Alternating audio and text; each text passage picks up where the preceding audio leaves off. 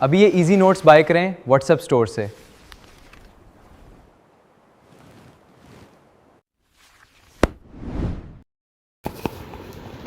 Welcome to A levels academy Islamabad. आज का हमारा टॉपिक है पॉलिटिकल एनालिसिस का। इस टॉपिक में ये सिखाया जाएगा कि पॉलिटिकल साइंस क्या है, इसमें क्या क्या चीज़ें होती हैं, वो सारा हम शॉर्ट करके जल्दी से समझ लेते हैं। ठीक है, इंट्रोडक्शन से आप लोगों ने स्टार्ट करना है, अपने आंसर को इंट्रोडक्शन में लिखना है आप लोगों ने। Political science analysis means studying politics, the government and the state in a careful and organized way. Political science का जो सब्जेक्ट है वो ये सिखाता है इंसानों को कि पॉलिटिक्स कैसे चलती है, पॉलिटिक्स होती क्या है, गवर्नमेंट कैसे चलती है, स्टेट कैसे चलती है, और बहुत गहराई से इनके बारे में आपको तफसीलें मिलती हैं। ठीक है, उसके अलावा आगे लिखा है In political science, analysis helps us understand how government works, why political events happen, and how political problems can be solved. Basically, analysis का मतलब क्या है, पहले तो हम इसका मतलब जानते हैं। Analysis का मतलब ये है कि बहुत बारीकी से एक चीज़ को स्टडी किया जाए, इस चीज़ को कहते हैं एनालिसिस। ठीक है, इसको एनालिसिस बोलते हैं। सॉरी, मेरे से अटक गया था, लफ्ज़ बोला नहीं गया। एनालिसिस का जो लफ्ज़ है वो इस्तेमाल इसलिए किया जाता है ताकि एक चीज़ को बहुत बारीकी से समझा जाए। ठीक है, तो पॉलिटिकल साइंस ऐसा सब्जेक्ट नहीं जिसमें टोटल का गवर्नमेंट के बारे में बस थोड़ी सी बातें लिखी गई होंगी, ऐसा कुछ नहीं है।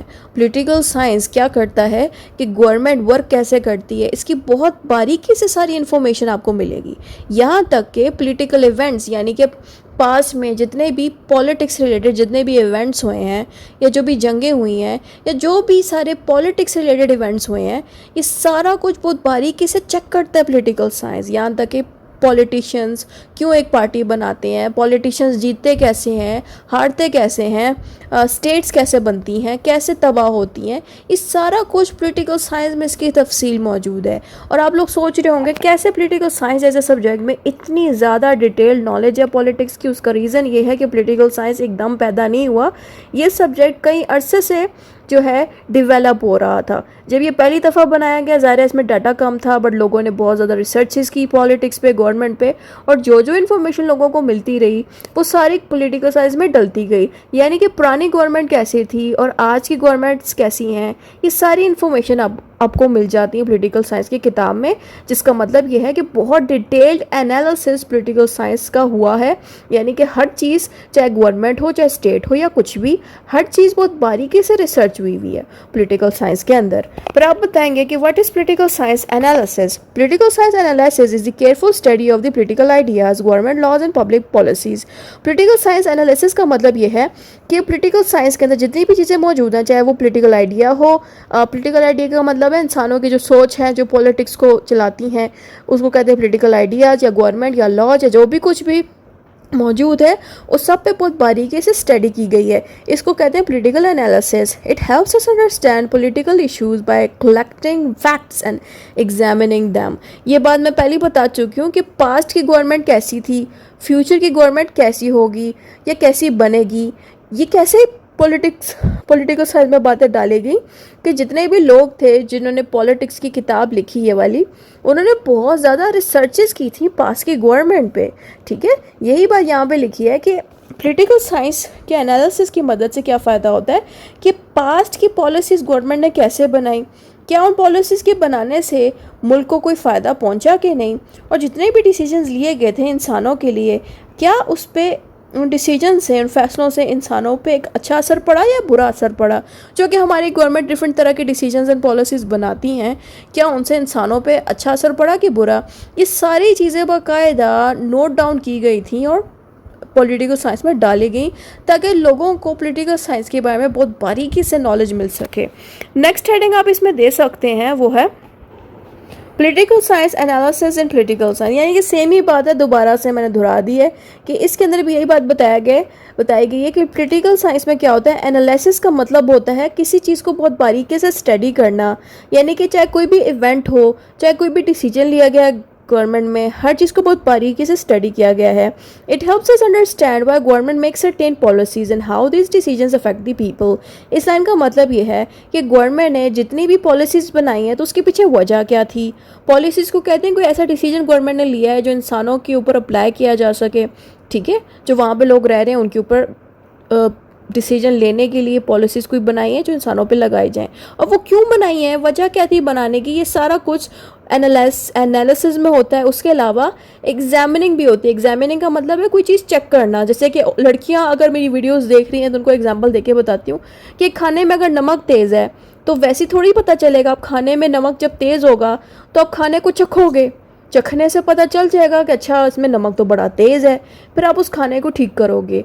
यही चीज़ होती है कि बाकायदा पॉलिटिकल साइंस ने रियल लाइफ में चीज़ें चेक की हैं कि गवर्नमेंट ने इससे ऐसा क्यों किया, कैसे डिसीजन लिए, और ये पॉलिटिकल पार्टी ऐसे बनी क्यों, नाकाम क्यों हुई है ये पार्टी, कामयाब क्यों हुई है ये पार्टी.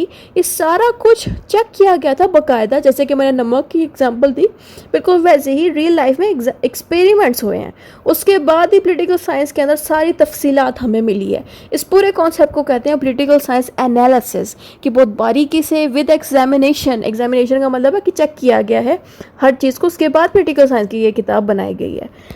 नेक्स्ट हेडिंग आप इसमें देंगे main feature of political science analysis. इसमें ये लिखना है it is based on facts. Analysis का मतलब यह है कि पॉलिटिकल साइंस की जो भी इंफॉर्मेशन आपको मिलती है ना किताबों में, वो सारी हकीकत से ली गई हैं. हकीकत का मतलब पता है क्या होता है. हकीकत का मतलब है कि कोई चीज़ भी पॉलिटिकल साइंस में लोगों ने अपने आप से नहीं लिखी.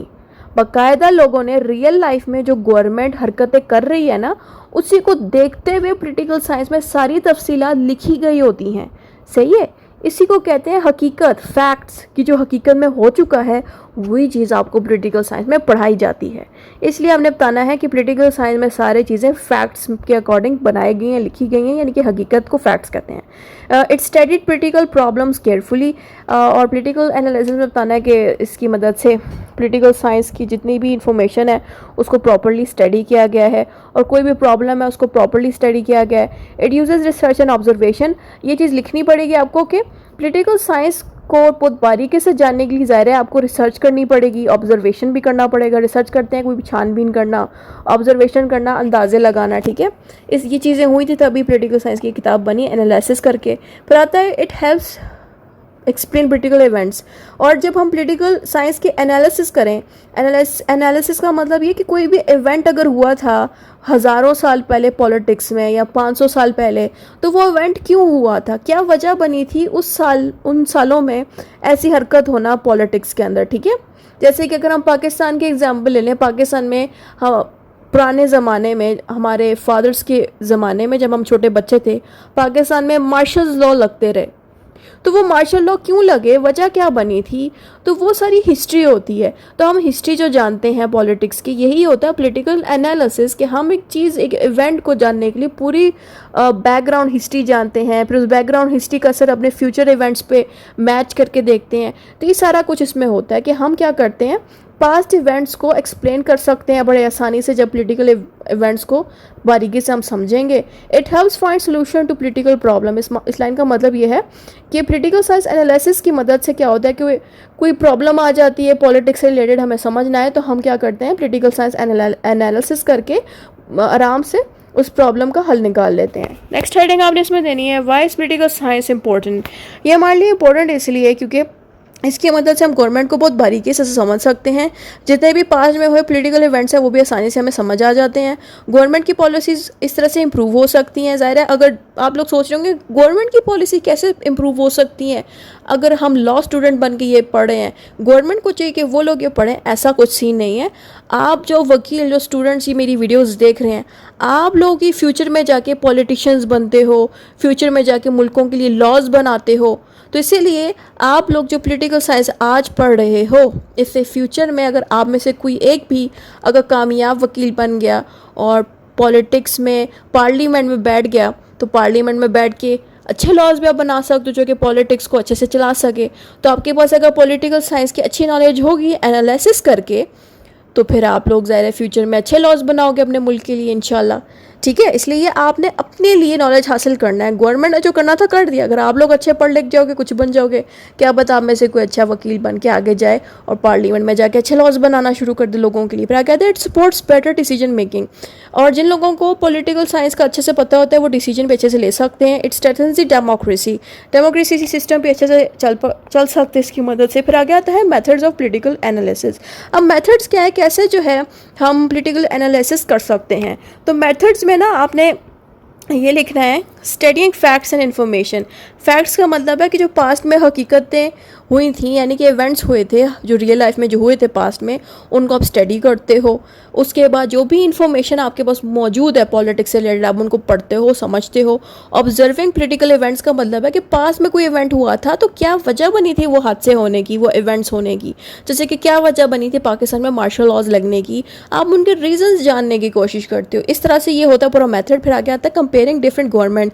क्या आप पाकिस्तान के गवर्नमेंट को अमेरिका की गवर्नमेंट के साथ भी कंपेयर कर सकते हो, या फिर आप पाकिस्तान की अभी की गवर्नमेंट को पुरानी गवर्नमेंट के साथ भी मैच कर सकते हो जो पाकिस्तान में 20-30 साल पहले थी।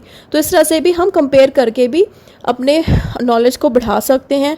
उसके अलावा reading reports and research. Reports का मतलब ये है कि आपसे पहले भी आपके सीनियर्स ने भी रिसर्च की हुई थी, उन्होंने कोई रिपोर्ट्स बनाई थी, कोई डाटा बनाया था रिसर्च करके, उनकी भी डाटा को आप रीड करोगे, रिसर्च करोगे तो उससे भी फ़ायदा मिलता है कि आपको पॉलिटिकल नॉलेज और बढ़ जाता है आपका। फिर डिसाइडिंग क्या लिखा हुआ है ये, discussing political issues. Discussing political issues का मतलब ये है कि आप जितने भी इश्यूज़ हैं जो भी आए हुए हैं करंटली पाकिस्तान में, अभी सपोज आप पॉलिटिशियन हो और कोई मसला आया हुआ है तो आप ज़्यादा डिस्कस करो कि किसी समझदार बंदे से। तो जब आप किसी समझदार बंदे से जिसके पास ऑलरेडी पॉलिटिक्स का अच्छा नॉलेज है, उससे जब आप ये बातें डिस्कस करोगे तो उससे भी आपको बहुत हेल्प मिलेगी। ठीक है, तो ये सारे पॉइंट्स जो मैंने भी पढ़े ये है मेथड्स के किस तरह से पॉलिटिकल एनालिसिस हो सकता है। अब हमारे पास आ जाता है benefits of the political analysis. Benefits इसके क्या हैं कि लोगों के पास ना पॉलिटिक्स का बड़ा अच्छा नॉलेज आ जाता है और पॉलिटिक्स का नॉलेज इंप्रूव भी होता है इसकी मदद से, और बहुत सारी पब्लिक प्रॉब्लम्स भी सॉल्व हो सकती हैं, और ये गुड गवर्नमेंट को भी सपोर्ट करता है। उसके अलावा पॉलिसीज़ भी अच्छी बनाई जा सकती हैं, गवर्नमेंट अच्छी पॉलिसीज़ फिर इस तरह से बनाती है, और सिटीजन्स को इस तरह से हम इनकरेज कर सकते हैं कि वो भी इसके बारे में नॉलेज हासिल करें। फिर आता है challenges of the political analysis. Challenges यानी कि डिफ़िकल्टीज़ क्या क्या आती हैं पॉलिटिकल एनालिसिस में। ऑल्सो हैव सम चैलेंजेस, जैसे कि political situations change over time. इस लाइन का मतलब ये कि आज की पॉलिटिक्स सेम नहीं रहेगी पूरी ज़िंदगी, पॉलिटिक्स तब्दील होती रहती है। इस वजह से हमारे लिए भी थोड़ा मुश्किल होता है इसको समझना। फिर आता है पीपल में हैव डिफरेंट ओपिनियंस, यानी कि हर बंदे की पॉलिटिक्स के ऊपर डिफरेंट ओपिनियन होगी। तो इसलिए अगर किसी बंदे की आप पुरानी रिसर्च या रिपोर्ट पढ़ते हो जिसने रिसर्च की होगी पॉलिटिकल इवेंट के ऊपर या कोई भी बात पे, तो उसने अपना ओपिनियन उधर लिखा होगा, तो क्या पता उसका ओपिनियन सही हो, क्या पता सही ना हो, तो ये भी एक नेगेटिव चीज़ आती है। ओपिनियन का मतलब है कि एक बंदे ने पास्ट में कोई इवेंट होता देखा है पॉलिटिक्स में और उसने अपना कोई मशवरा लिख दिया कि पॉलिटिक्स को इस तरह नहीं करना चाहिए था, बंदों को इस तरह नहीं करना चाहिए था। ठीक है, तो इस तरह से डिफरेंट ओपिनियंस भी दिए जा सकते हैं। फिर आगे आता है it is not always easy to predict political events, यानी कि ये फ्यूचर की बात कर रहे हैं कि फ्यूचर में अब क्या होगा। जैसे कि अभी हम रिसेंटली हमने देखा था कि अमेरिका और ईरान की लड़ाई लगी, तो लोगों ने प्रिडिक्ट कर लिया, अंदाजे लगा लिए कि बात शायद जंग तक जाए, लेकिन इतना सोचा नहीं था। बट हकीकत में जो जंग हो गई, राइट, जंग अभी स्टार्ट हो गई थी ईरान की और अमेरिका की। ईरान और अमेरिका हमारा ज़ाहिर अभी करीब का ये इवेंट है, इसलिए आप लोगों को एग्जांपल इसकी दी है, पुरानी कोई नहीं दी एग्जांपल, ताकि आप लोगों को समझ आए। ये जो अभी ईरान और अमेरिका का जो जंग का प्रॉब्लम जो लगा हुआ है, ये भी एक पॉलिटिकल इवेंट है। तो पॉलिटिकल इवेंट ये जो होना था, इसके पीछे लोगों को पता था कि ये वाकई में होना है, तो ये चीज़ भी इतने आसानी से नहीं जो है लोग प्रिडिक्ट कर पाते। प्रिडिक्ट का मतलब है अंदाजे लगा के सोचें कि क्या वाकई में ये चीज़ होगी कि नहीं। फिर आगे आता है इसमें सम इन्फॉर्मेशन में बी इनकम्प्लीट, यानी कि अगर आप कोई पास्ट में हुई पॉलिटिकल इवेंट के बारे में जानना चाहोगे तो कुछ इन्फॉर्मेशन ऐसी होगी जो मिसिंग होगी, तो ये भी एक रुकावट बन जाती है इसमें। फिर आगे आता है हमारे पास सिंपल एग्जाम्पल में आप लोग लिख सकते हैं इसके अंदर कि political science student studies election results, government policies and public opinions to understand why one political party won the election. यही होता है पॉलिटिकल एनालिसिस।